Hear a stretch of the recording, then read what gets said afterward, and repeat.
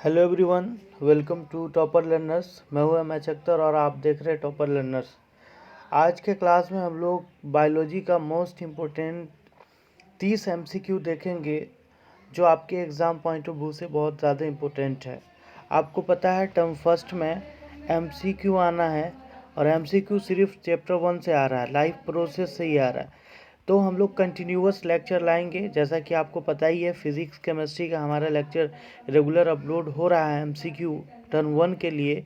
तो आज हम फर्स्ट लेक्चर है बायोलॉजी के लिए, हम लगभग 5-6 लेक्चर इस पर अपलोड करेंगे, जिसमें आप अगर कंप्लीट कर लेते हैं तो ये आपके लिए बेनिफिशियल होगा। तो हम लोग 30 क्वेश्चन इस वाले लेक्चर में देखेंगे, डिटेल डिस्कशन होगा हमारा। और अगर आप प्राइवेट रिवीजन के लिए लेक्चर चाहते हैं तो कमेंट कीजिए, वो भी आपको प्रोवाइड किया जाएगा। ठीक है। अगर आप लोग में से कोई भी पहली बार विजिट कर रहे हैं हमारे चैनल पे तो सब्सक्राइब कर दीजिए और ज़्यादा से ज़्यादा लोगों को शेयर कीजिए। सब्सक्राइब करने के साथ साथ बेल आइकन को ज़रूर दबा दीजिएगा, ताकि जो भी नोटिफिकेशन मिले आपको, जो भी अपलोड हो वीडियो उसका नोटिफिकेशन आपको मिल जाए। और लाइक ज़रूर कीजिएगा इसे, लाइक शेयर एंड कमेंट। ठीक है, करते हैं स्टार्ट। क्वेश्चन, पहला क्वेश्चन है, फर्स्ट क्वेश्चन है आपका, pacemaker is meant for, pacemaker is meant for transporting liver, transplanting heart, initiating heart beat, और उसके बाद है regulation of blood flow. Pacemaker बोलते हैं ऐसे नोड्स को साइनो ऑरिकल नोड्स होता है जो आपके हार्ट के पास होता है, एक नोड्स जो इलेक्ट्रिकल इम्पल्स प्रोड्यूस करता है, जिससे क्या होता है आपका हार्ट बीट चलता है। उसी को बोलते हैं इनिशिएशन ऑफ हार्ट बीट। तो इसका जो आपका आंसर हो जाएगा वो हो जाएगा initiation of heart beat. Initiation of heart beat के लिए इसका यूज़ किया जाएगा। ट्रांसपोर्टिंग ऑफ लीवर, इसके लिए नहीं। उसके बाद ट्रांसप्लांटिंग ऑफ हार्ट का थोड़ी ट्रांसप्लांट होता है, इसके लिए भी नहीं। रेगुलेशन ऑफ ब्लड, इसके लिए भी नहीं। तो क्या हो जाएगा आपका इनिशिएशन ऑफ हार्ट बीट्स। क्या नाम है उसका? ऐसे नोड्स। क्या नाम है? ऐसे नोड्स। ठीक है, साइनो ऑरिकल नोड्स या आर्टेरियम नोड्स बोलते हैं उसको। ठीक है।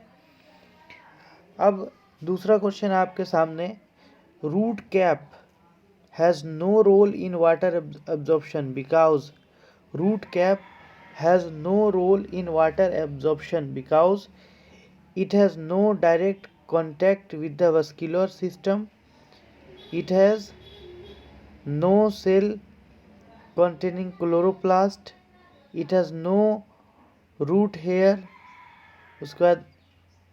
उसके बाद it has loosely arranged cell। बताइए, रूट कैप का कोई रोल नहीं है वाटर एब्जॉर्प्शन में, क्यों, क्या कारण है? जल्दी जल्दी कमेंट कीजिए आप लोग कमेंट सेक्शन में। आंसर कमेंट बताइए, आंसर बताइए, जल्दी जल्दी आंसर। इसका जो आंसर हो जाएगा, इसका आंसर होगा it has no root hair. It has no root hair. समझिए रूट कैप होता क्या है। देखिए, रूट कैप जो है वो मेरिस्टेमेटिक टिश्यूज होता है रूट के अंदर, जो इसके ग्रोथ के लिए रिस्पॉन्सिबल होता है। किसके लिए? ग्रोथ के लिए। Root cap is a meristematic tissues, जो टिप पे होता है रूट के टिप पे होता है। रूट हेयर नहीं, वो ग्रोथ के लिए रिस्पॉन्सिबल होता है। ठीक है। तो it has no root hair. Root hair के ही रिस्पॉन्सिबल है वाटर एब्जॉर्प्शन के लिए। कौन? Root hair. रूट में जो रूट हेयर है वही वाटर एब्जॉर्प्शन के लिए रिस्पॉन्सिबल है प्लांट में। अगला आपका थर्ड क्वेश्चन बोर्ड स्क्रीन पे देखिए, when can be differentiate from artery because the have valve, have hard valve, when का हार्ड वाल्व होता है, have pure blood in them, have thick wall. बताइए क्या होता है, किसके कारण वेन आर्टरी से डिफरेंट है? वेन आर्टरी से क्यों डिफरेंट है, क्या कारण है? पहला option have valve, have hard valve, have pure blood in them, have thick wall. बताइए कौन सा ऑप्शन हो जाएगा। देखिए, एलिमिनेट करना शुरू कीजिए। प्योर ब्लड वेन में नहीं होता है, आर्टरी में होता है। एक बात, हार्ड वॉल आर्टरी का होता है, थिक वॉल आर्टरी का होता है, हैव वाल्व, आर्टरी में वाल्व नहीं होता है जनरली, किस में होता है, वेन में होता है वाल्व, तो ये आपका सही आंसर हो जाएगा। वेन में क्या होता है, वाल्व है, याद रखिएगा, वाल्व किसके पास है, वेन में है, आर्टरी में नहीं है। वेन में वाल्व है ताकि वो बैक फ्लो से रोके, वो रिसीव करता है ब्लड को हार्ट में, और जब फूल जाए तो ये बैक फ्लो से रोके। ठीक है, अगले आपका next question 4 number question, the function of glomerular glomerulus and Bowen capsule. The function of glomerulus and Bowen capsule of nephron is, Bowen capsule किस टाइप का होता है, यू शेप का, उसी में क्या रहता है, कैपिलरी का जाल रहता है। तो इन दोनों का फंक्शन क्या है बताइए, फंक्शन बताइए, मैंने इतना हिंट्स कर दिया आपको। ये आपका किडनी का पार्ट्स है, कौन, किडनी का पार्ट्स है, Bowman capsule and nephron. Reabsorption of water into the blood, elimination of ammonia from the body, reabsorption of salt and amino, reabsorption तो आपका क्या कौन करता है, यू शेप का जो ट्यूबुल्स रहता है वो करता है।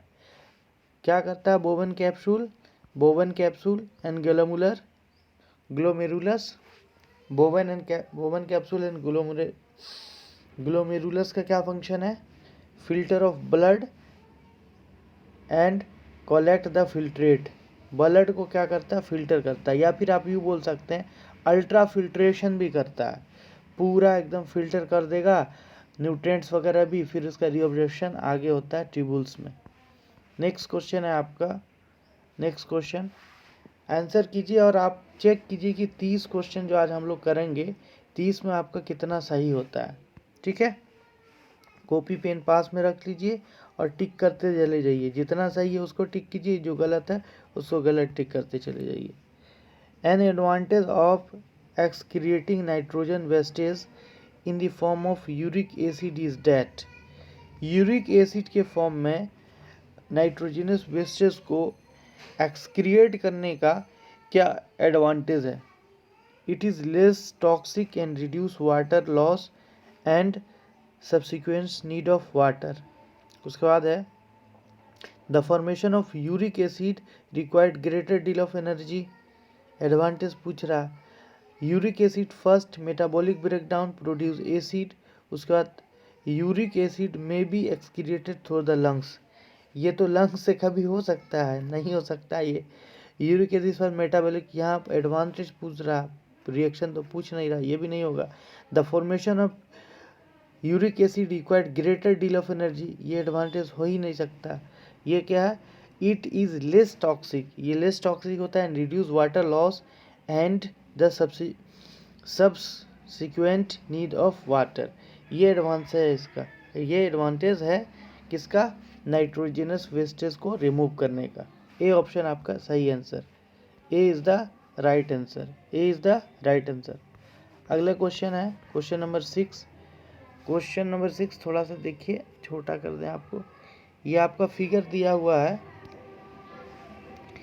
In the flowing sketch stomata appear apparatus pass, stomatal apparatus part 1, 2, 3 and 4 were labeled differently by 4 student, अलग अलग स्टूडेंट ने इसको क्या किया है, the correct label diagram is, correct label diagram, ये आपका फिगर दिया हुआ है, इसमें चूज करना कौन सही सा करेक्ट है। देखिए 4 नंबर क्या है, 3 नंबर क्या है, 2 नंबर क्या है और 1 नंबर क्या है, इसके बारे में। पहला ऑप्शन है, एक के बारे में बोल रहा है गार्ड सेल, अच्छा गार्ड सेल है, दूसरा बोल रहा है 2 नंबर जो है वो बोल रहा है स्टोमाटा, तो पहले ही गलत हो गया, और 3 नंबर बोल रहा है स्टार्च ग्रेनुल्स, 3 जो है स्टार्च ग्रेनुल्स, 4 है न्यूक्लियस, गलत हो गया पहला। बताइए ये जो आपको दिख रहा है 1 नंबर, ये फ्लूइड को इंडिकेट कर रहा है, फ्लूइड को, तो फ्लूइड क्या होता है, साइटोप्लाज्म होता है। ठीक है, तो इसके अंदर साइटोप्लाज्म है। 2 नंबर जो इंडिकेट कर रहा है, 2 नंबर ये देखिए किसको इंडिकेट कर रहा है, 2 नंबर गोल्स है, तो ये न्यूक्लियस को इंडिकेट कर रहा है, 2 नंबर न्यूक्लियस को, 2 नंबर क्या है, न्यूक्लियस। हम नाम लिख देते हैं इसका। 1 नंबर हो गया साइटोप्लाज्म, सीपी कर दें। 2 नंबर हो गया न्यूक्लियस। 3 नंबर हो गया आपका 3 नंबर हो गया स्टोमाटा। और 4 नंबर हो गया आपका ये हो जाएगा प्लास्टिड्स या क्लोरोप्लास्ट। प्लास्टिड्स होता है, क्लोरोप्लास्ट, सी प्लास्ट। अब अरेंजमेंट देख लीजिए।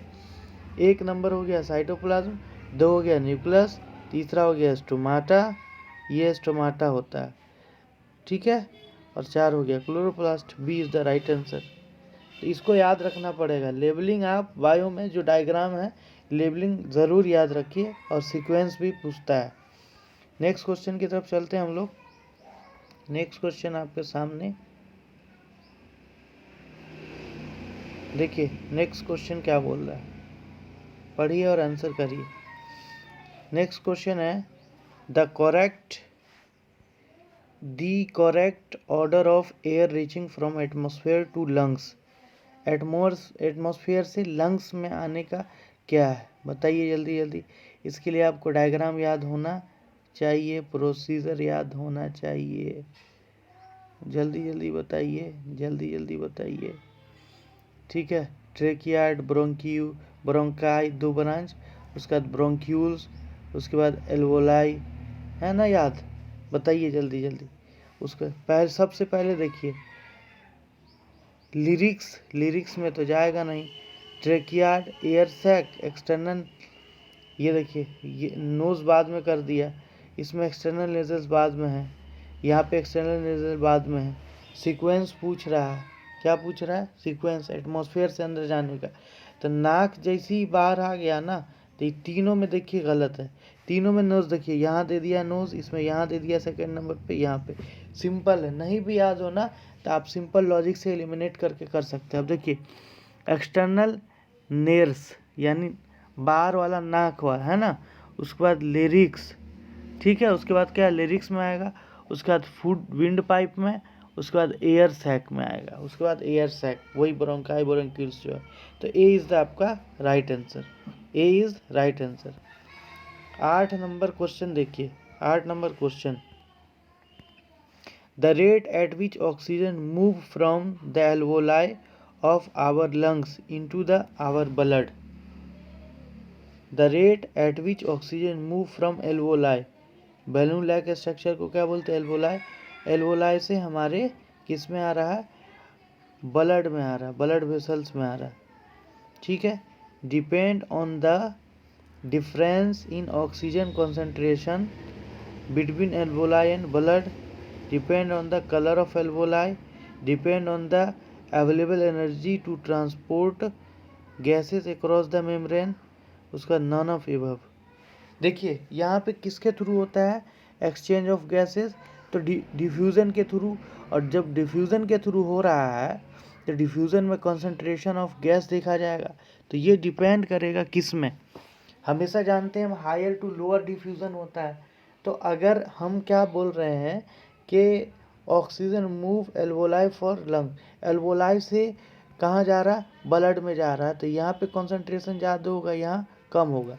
तो depend on difference in oxygen concentration between alveoli and blood, ठीक है। तो कंसंट्रेशन डिफ्यूजन में डिफरेंस इन कंसंट्रेशन होना चाहिए। तो ए is the right answer. Colour पे कोई ज़रूरी है? कोई ये नहीं है डिपेंड होने का। एनर्जी कोई डिपेंडेंट नहीं है ना। ये क्या कौन सा हो जाएगा आपका ऑप्शन? ऑप्शन हो जाएगा आपका डिफ्यूज़न। क्योंकि डिफ्यूज़न जो है ना वो पैसिव ट्रांसपोर्ट है, एक्टिव ट्रांसपोर्ट नहीं है जो उसको एनर्जी की ज़रूरत पड़ेगी। डिफ्यूज़न एक पैसिव ट्रांसपोर्ट है जो हायर टू लोअर होता है, ठीक है। अगला है आपका 9 number question. Major function of contractile vacuole. Vacuole food vacuole होता है, सैप वैक्यूल होता है, कंट्रैक्टाइल वैक्यूल होता है। बताइए कंट्रैक्टाइल वैक्यूल का क्या मेजर फंक्शन है? कंट्रैक्टाइल वैक्यूल, जल्दी जल्दी आंसर कीजिए। What is the function of contractile vacuole? कीजिए आंसर कीजिए। देखिए एक्सक्रिएशन में वैक्यूल का हेल्प नहीं होता है। सर्कुलेशन में आप जानते हैं ब्लड ट्यूब के थ्रू होता है, ब्लड करता है, ठीक है। ऑल ऑफ ये हो ही नहीं सकता, ये हो ही नहीं सकता, ऑल ऑफ दिस होगा ही नहीं। तो क्या बचा? Osmo regulation. Osmo regulation, contractile vacuole जो है वो ऑस्मो रेगुलेशन में हेल्प करता है। ऑस्मो रेगुलेशन वाटर के अंदर जाने में, वाटर को बाहर से अंदर आने में। ठीक है, अगला है heart beat can be initiated by, heart beat can be initiated by sino auricular node, artery ventricular nodes, sodium ion, उसके बाद है परकिंजे फाइबर। बताइए, फर्स्ट क्वेश्चन में ही हम लोग डिस्कस किए थे एस ए नोड्स के बारे में। किसके बारे में? एस ए नोड्स के बारे में। तो ये क्या हो जाएगा आपका, इनिशिएशन जो होता है, initiation of heart beat, initiation of heart beat जो है वो आपका ऐसे नोड्स के थ्रू होता है। A is the right answer. ऐसे नोड्स बताए थे क्या होता है, इलेक्ट्रिकल इम्पल्स जनरेट करता है। अगला है आपका digestion of food in human start from, mouth से ही स्टार्ट हो जाता है, ये तो कॉमन चीज़ है, इसमें कोई जान ही नहीं है। ह्यूमन का डाइजेशन माउथ से शुरू होता है, एनिमल में माउथ से नहीं होता। माउथ में क्या पचता है, कौन सा एंजाइम होता है, जल्दी जल्दी कमेंट कीजिए। माउथ में क्या पचता है और कौन सा एंजाइम होता है, किस चीज़ का डाइजेशन होता है माउथ में और कौन सा एंजाइम होता है, please comment. Salivary enzyme, salivary amylase बोलते हैं, और डाइजेशन कार्बोहाइड्रेट का होता है। ठीक है, अगला क्वेश्चन है आपका, नेक्स्ट क्वेश्चन देखिए, large intestine in many mammalian carries out, mammalian मतलब स्तनधारी, जो दूध पीता हो। ठीक है, स्तनधारी जैसे हम लोग हो गए, चमगादड़ हो गया, बैल गाय, बैल भैंस, ये सब क्या हो गया, स्तनधारी हो गया। ठीक है, लार्ज इंस्टेंटाइन इन मैनी में, large in man, mainly, man के बारे में, sorry, large intestine in man mainly, आदमी ही में पूछ रहा है, कैरीज आउट। बताइए, हम लोगों के अंदर जो है लार्ज इंटेस्टाइन का क्या काम है, एसाइमुलेशन, बताइए, डाइजेशन ऑफ फैट, बताइए, लार्ज इंटेस्टाइन में क्या होता है। देखिए, लार्ज इंटेस्टाइन में आपका एब्जॉर्प्शन होता है, एब्जॉर्प्शन कंप्लीट होता है। डाइजेशन कहाँ कंप्लीट होता है, स्मॉल इंटेस्टाइन में। ठीक है, एब्जॉर्प्शन कहाँ पे कंप्लीट होता है, कहाँ कंप्लीट होता है, लार्ज इंटेस्टाइन में। वाटर मॉलिक्यूल को एब्जॉर्ब करके विस्कस बनाया जाता है, जो एक्सक्रीटरी प्रोडक्ट्स में निकलता है। ठीक है, अगला क्वेश्चन चलते हैं, question number 13। In amoeba the digestion is intracellular because, intracellular digestion, extra cellular digestion. Intracellular digestion वो होता है जो सेल के अंदर डाइजेशन हो, जो वैक्यूल्स के थ्रू होता है, फूड वैक्यूल्स के थ्रू, और एक्स्ट्रा सेलुलर जो ऑर्गन में होता है, मल्टी सेलुलर में। तो हम लोगों में जो डाइजेशन होता है वो एक्स्ट्रा सेलुलर होता है, हम लोगों में एक स्पेशल ऑर्गन सिस्टम है डाइजेशन के लिए, बट अमीबा में कोई ऐसा नहीं है, because amoeba is unicellular. Clear, clear है, A is the right answer. अगली बात, अगला क्वेश्चन, द प्रोसेस ऑफ, थोड़ा जल्दी जल्दी अब चलेंगे, the process of transpiration in plant help in, transpiration, transpiration, loss of water, excess water in the form of steam is known as transpiration. क्या है, ट्रांसपिरेशन, और गटेशन क्या होता है, वाटर ड्रॉपलेट्स के फॉर्म में। तो ट्रांसपिरेशन, वाटर लॉस होगा तो क्या होगा, जितना वाटर ऊपर से निकलेगा उतना वाटर नीचे से और जाएगा, यानी movement of water and mineral में कौन हेल्प करता है, transpiration. Transpiration, opening of stomata, absorption of CO2 from atmosphere, ये नहीं करता है। उसके बाद upward conduction of water and mineral, ये ट्रांसपिरेशन हेल्प करता है। क्या करता है, transpiration. Clear, upward conduction of water and mineral में ट्रांसपिरेशन हेल्पफुल है। अगला है erythropoiesis may be stimulated by deficiency of, erythropoiesis may be stimulated by deficiency of iron, protein, none of these। देखिए, एरिथ्रोपोसिस क्या है, हेमोग्लोबिन की कमी है ना, एरिथ्रोपोसिस कहलाता है। तो इसको स्टिमुलेटेड किया जाएगा ऑक्सीजन के थ्रू। किसके थ्रू? ऑक्सीजन, क्योंकि होमोग्लोबिन कैरी किससे होता है? ऑक्सीजन से। तो ऑक्सीजन क्या हो जाएगा आपका? Right answer. अगला है आपका in cardiac cycle. What is cardiac cycle? What is cardiac cycle बताइए। कार्डियक साइकिल बताइए, what is cardiac cycle? Heart beat का जो साइकिल है उसको कार्डियक साइकिल बोलते हैं। हार्ट जो हमारा पंप करता है और रिसीव करता है ब्लड को, उसको कार्डियक साइकिल बोलते हैं। उसके बाद है डायस्टोल।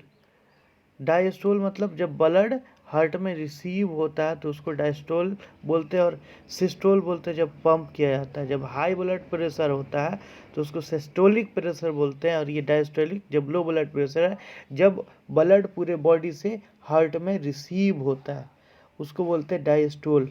ठीक है, क्या है उसके बारे में पूछ रहा है। The number of heart beat per minute, the relaxation period after contraction of the heart, the forceful pumping action of heart, the contraction period after relaxation of heart। बताइए क्या है diastolic? Relaxation period after concentration of heart या concentration period? Contraction period, contract करना, contraction नहीं है।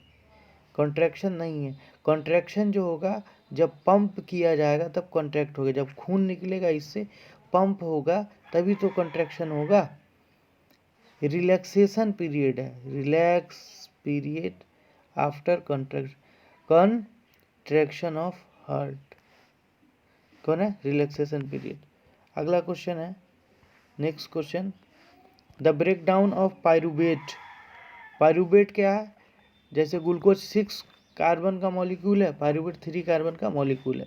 ठीक है, pyruvate to give carbon dioxide water and energy take place इन।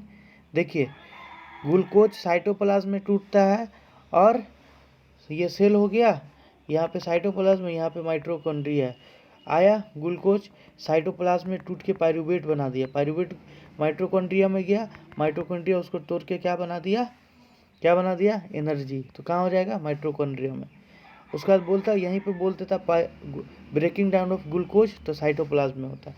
अब ब्रेकिंग डाउन ऑफ पायरुवेट तो कहाँ होगा? माइटोकॉन्ड्रिया। ठीक है, अगले क्वेश्चन की तरफ बढ़ते हैं। 18 number question, what is the term use when vessels open and let more blood through? जब क्या हो? ब्लड वेसल ओपन हो और ज़्यादा ब्लड इसमें आए तो उसको बोलते हैं वेजो डायलेशन। क्या बोलते हैं? वेजो डायलेशन। याद रखिएगा, उसको वेजो डायलेशन बोलते हैं। क्या बोलते हैं? वेजो डायलेशन। और जब ब्लड को पंप किया जाएगा तो इसको बोलते हैं वेजो कंट्रैक्शन, वेजो कंट्रैक्शन। ठीक है, अगला क्वेश्चन है आपका, अगला क्वेश्चन की तरफ चलें। 19 नंबर 19 नंबर क्वेश्चन है आपका, the chief function of lymph node. Lymph node जानते हैं, जिससे lymph in mammalian body is, mammalian बताए थे ऊपर में हम, is produce RBC, collect and destroy pathogens, produce hormone. उसके बाद है D option, destroy the old and worn out red blood cell. बताइए क्या है इसका मेन फंक्शन? जल्दी जल्दी बताइए, कमेंट कीजिए। लिम्फ में होमोग्लोबिन नहीं होता है, ये याद रखिएगा। लिम्फ में WBC होता है।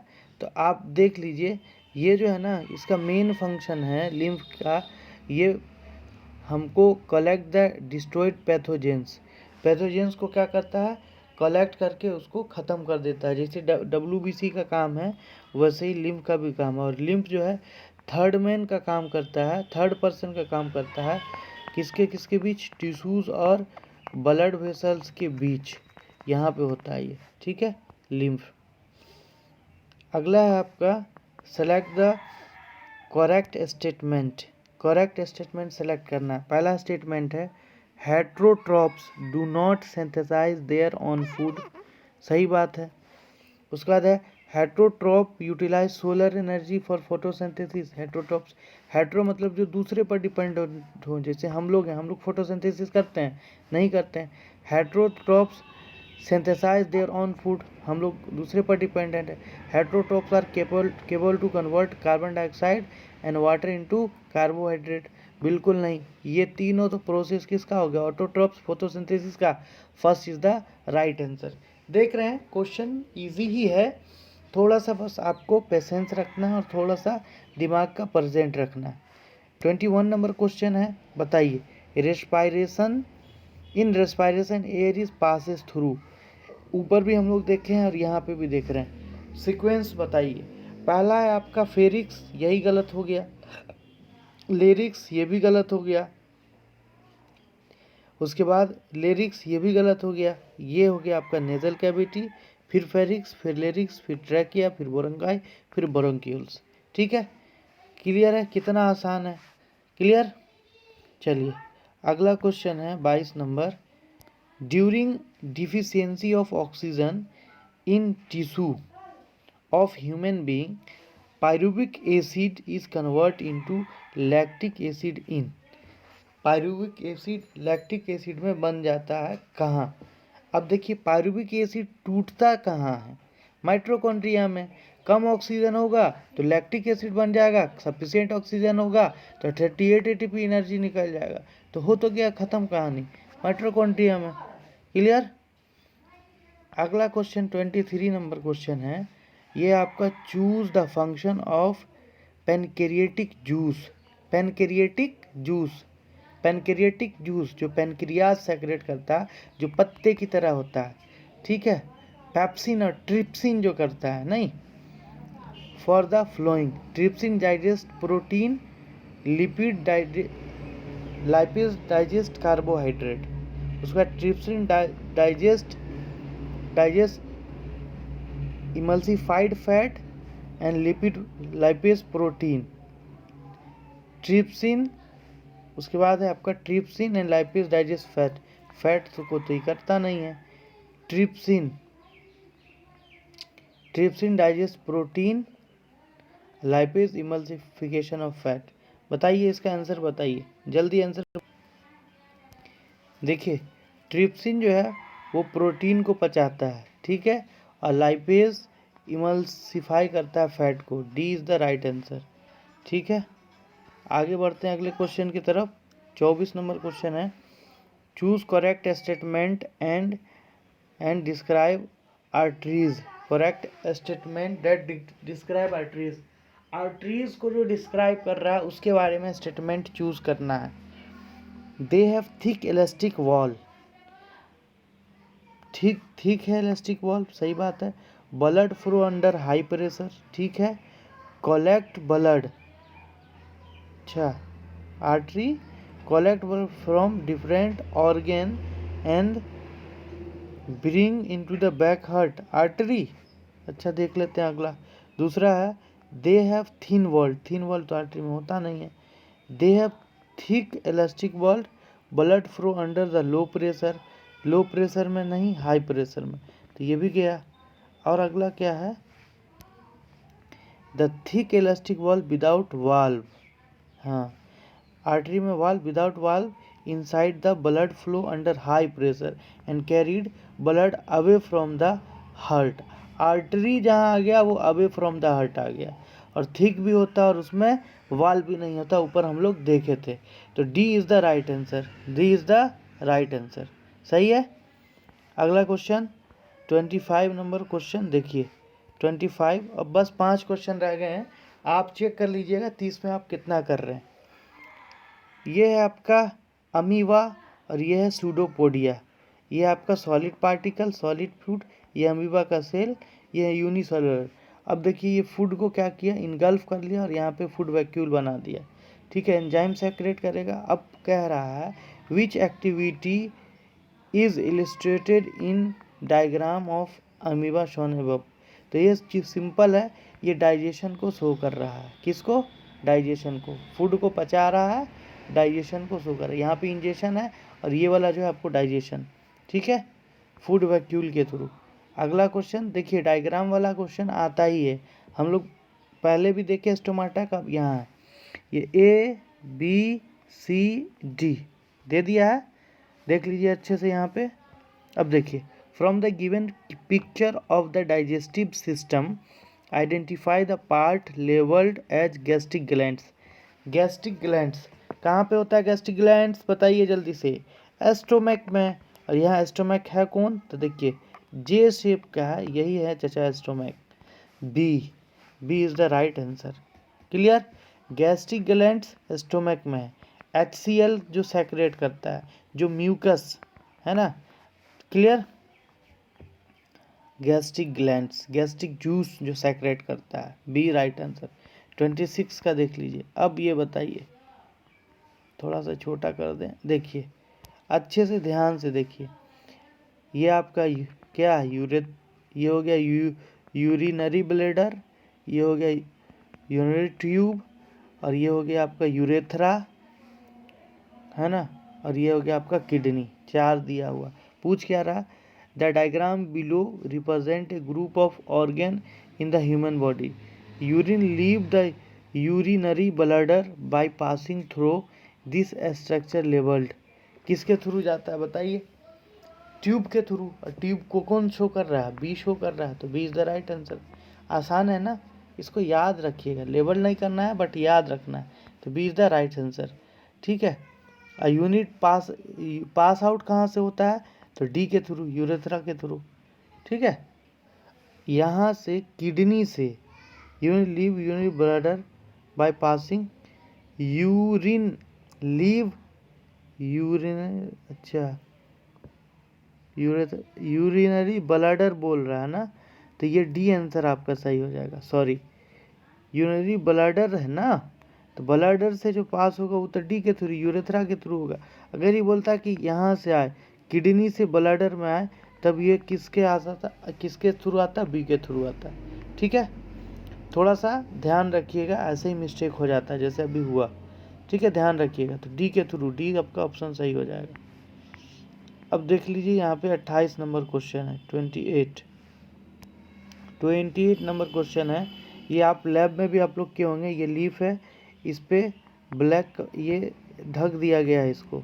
1 2 3 given along side A sketch of leaf partially covered with black paper and which of them used for experiment show that light is compulsory for the process of photosynthesis. ये बता रहा है कि photosynthesis के लिए light जरूरी है। At the end of experiment which one of them leave part 1 2 3 will becomes black and when dipped in iodine solution. जब आयोडीन सॉल्यूशन में इसको डालते हैं तो कौन काला हो जाएगा? बताना है आपको आंसर। देखिए और बताइए, देखिए और बताइए। कीजिए, आंसर कीजिए, जल्दी से आंसर कीजिए। देखिए जहाँ जहाँ धूप पड़ा है, अब देखिए इसको तो ये वाला जो पार्ट है आपका, सॉरी ये वाला जो पार्ट है, सेकेंड वाला पार्ट वो तो ढका हुआ है, इस पे तो धूप पड़ नहीं रहा। जिस पे धूप पड़ रहा है फर्स्ट एंड 3 पे, वही आयोडीन सॉल्यूशन में क्या हो जाएगा? ब्लैक हो जाएगा। ठीक है, क्योंकि ये ऑब्जर्व करेगा सनलाइट को। अगला है next question, the phenomena of normal breathing in human being comprises. Normal breathing क्या है? नॉर्मल ब्रीथिंग, नॉर्मल सांस लेना ह्यूमन बीइंग में क्या है बताइए? An active inspiration and passive expiration phase. Passive expiration phase, active expiration phase, both active and passive, both passive both active. बताइए। Normal breathing, जो हम लोग नॉर्मल ब्रीथिंग करते हैं उसके बारे में पूछ रहा है। जल्दी जल्दी बताइए, आंसर बताइए। एक्टिव हो गया, पैसिव। देखिए normal breathing human being, active inspiration, passive expiration. Passive inspiration पहले इंस्पायरेटरी समझिए, सांस जो ले रहे हैं वो इंस्पायरेटरी है और छोड़ जो रहा है वो एक्सपायरेटरी है। ठीक है, तो हम एक चीज़ सिंपल बताइए, जब हम सांस लेते हैं तब हमको एनर्जी लगता है, ये जब सांस छोड़ते हैं तब एनर्जी लगता है। तो जब हम सांस लेते हैं तब हमको एनर्जी, थोड़ा सा एनर्जी खर्च होता है। तो जब एनर्जी लगा करके कोई मूवमेंट होता है तो उसको एक्टिव बोलते हैं। तो एन एक्टिव इंस्पायरेशन और पैसिव एक्सपायरेशन, ए आपका सही आंसर हो जाएगा। क्या हो जाएगा? ए आपका सही हो जाएगा। देखिए, सांस लिए एनर्जी हुआ, जब छोड़िएगा तो बगैर एनर्जी लगाए हुए वो निकल जाता है। तो लो कंसंट्रेशन एयर का हुआ, सांस जब ले रहे हैं हम तो वो क्या है? एक्टिव इंस्पायरेशन, और पैसिव क्या है? एक्सपायरेशन है। ठीक है, 29 नंबर और 30 लास्ट क्वेश्चन आज का। ठीक है, last question 30 number, filtration unit of kidney. बताइए, बच्चा वाला सवाल है। Ureter, filtration unit, urethra, neuron, neuron तो इलेक्ट्रिक इम्पल्स है, नेफ्रॉन। क्या हो जाएगा? नेफ्रॉन। डी आपका राइट आंसर। ठीक है, अब 30 क्वेश्चन नेक्स्ट लेक्चर में हम लोग और फिर देखेंगे, और लगभग आपका 100-150 क्वेश्चन, मतलब लगभग 3 लेक्चर में एमसीक्यू हो जाएगा, फिर केस बेस देखेंगे और कंप्लीट हो जाएगा आपका लाइफ प्रोसेस। ऑलमोस्ट उसी में से आपको टोटल 11 मार्क्स का आई थिंक है बायोलॉजी, तो आ जाना चाहिए आपका। 3-4 लेक्चर अगर आप कंटिन्यूस देख लीजिएगा तो आप आसानी से करके आ जाइएगा पेपर। ठीक है, बस मिलते हैं नेक्स्ट लेक्चर में। आज के लिए इतना ही। Thank you. ज़्यादा से ज़्यादा लोगों को शेयर कीजिए।